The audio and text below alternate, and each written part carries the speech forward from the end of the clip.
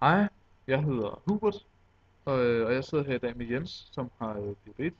Ja, jeg lider af type 1 diabetes, og type 1 diabetes det skyldes en nedsat produktion af, eller mangel på hormonet insulin. Og insulinets funktion det er altså at regulere glukosestofskiftet i alle kroppens væv, bortset fra hjernen. Og insulin det udskilles i bugspytkirtlen, og efter et måltid så øges det her transporten af insulin i kroppen. Især i muskelvævene, fordi det er meget insulin Ja. følsomme. Hos en diabetiker, der opfatter kroppen bare, der opfatter kroppens immunforsvar dog, betacellerne, som er der, hvor insulinen den bliver produceret, som værende fremmede og angriber dem så. Og det er derfor en autoimmun sygdom. Ja, jamen ja, godt. Så vil jeg lige høre, hvordan opdagede du havde type 1 diabetes, og hvornår? Jo, jeg var 9 år gammel, da jeg fik konstateret type 1 diabetes. Og jeg kan huske, at vi var på ferie i Sverige, og min mor hun havde opdaget flere symptomer af det. Min far har det også, blandt andet. Så det ligger ligesom i familien. Ja, Ja, det går i arv, af. desværre. Men hun havde opdaget, at jeg var træt hele tiden, og jeg drak rigtig meget, og jeg urinerede rigtig, rigtig meget. Som er typiske symptomer. En pæn måde at sige det på, ja. Som så er typiske symptomer, ja. Og ja, så blev jeg så taget på hospitalet i Danmark, og fik konstateret det, da vi kom hjem, ud fra en simpel blodprøve.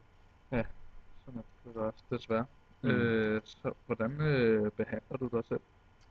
Jamen, i dag der bruger jeg en insulinpumpe, som regulerer insulin, hvor meget insulin jeg har i kroppen, ved hele tiden at fortælle mig, hvornår blodsukkeret er for lavt. Ja. Så får jeg sådan en lille bip, og så sidder der en slange i min mave, som indfører, så skal jeg bare udregne, hvor meget der skal i. Det er jo meget smart, kan man sige. Rigtig smart. Nu siger du, at du bruger en insulinpumpe i dag. Ja. Er det, fordi du ikke altid har kørt med den, eller altså brugte du en anden måde, den gammeldags med bare stik til? Ja, jeg stak mig selv, da jeg var yngre, men lige i starten, der var det godt nok svært. Der kunne det tage helt op til en halv time. Jeg var meget nervøs for at ramme i muskelvævet, og så gjorde det rigtig, rigtig ondt. Så det kunne jeg ikke rigtig lide, og så var jeg også bange for noget, der hedder insulinchok, som er, hvis man indfører for meget insulin i forhold til, hvor meget blodsukker man har, men så ligesom, godt insulinchok.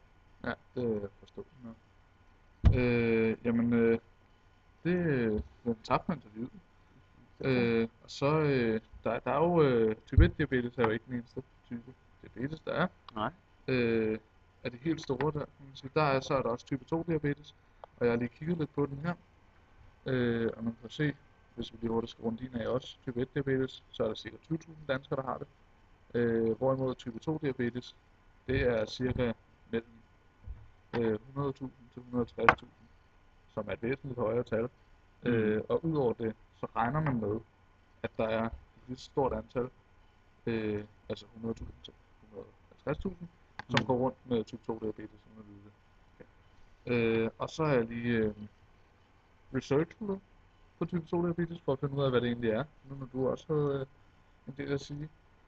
Og type 2 diabetes, det skyldes en kombination af nedsat insulin, følsomhed i skeletmuskulaturens celler, og at betacellerne i længden ikke kan producere nok insulin som kompensation. Man ender med en forhøjet koncentration af glukose i blodet, samt følgevirkninger, der, nu kan jeg ikke se, hvad jeg har skrevet selv, der ligner, sådan var det, der ligner type 1 diabetes. Det er dog ulige type 1 diabetes ikke altid nødvendigt at behandle med insulin. Godt. Kender du nogen med type 2 diabetes tilfældigvis? Kun min tante har det, men ikke nogen ellers. Altså ved du noget, eller ikke mere om type 1 måske? Jeg ved en smule om type 2 diabetes. Jeg ved, at det har noget med har typisk noget med fedme at gøre. Ja, men det vil man jo typisk antage, men det kan også, hvis man er inaktiv, har man fundet ud af, kan også betyde noget for det. Og så for at det skal blive endnu smukkere, så har jeg lige taget en figur med her, hvor man kan se sådan der, hvordan det kunne se ud. Og den har jeg lavet ud fra en gymnasiepige for eksempel, teenagepige, som for eksempel her, som når hun står op, lader være med at spise morgenmad, og så i skolen lige pludselig i spisepausen lige køre en hurtig mars, bare lige for at få en lille smule, så er det klart, så springer det, så er det et godt spring der, kan man se. Og så i stedet for at tage en ordentlig frokost der i spisepausen, så kunne den her pige typisk finde på, måske bare lige sådan noget smøg, drikke en cola, et eller andet, bare sådan, i hvert fald ikke glemmer igen at køre ordentligt mad ind i sig. Og aftensmaden, det kunne være normal aftensmad med familien, hvad det nu er. Og selvfølgelig også inden aftensmad lige måske få noget ekstra frokost, det kunne lige være hvidt brød, bare køre et eller andet kedeligt ind, som heller ikke giver noget, så man får det der spring hele tiden.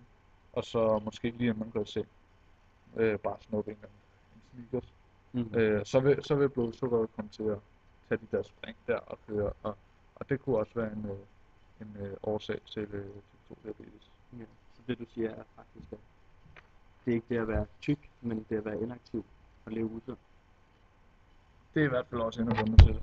Man sige, det har man i hvert fald fundet ud af, at inaktivitet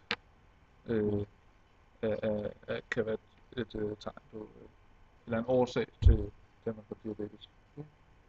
Spændende. Ja. Så Jens, tak fordi du gad at lave sådan et interview. Og det er super.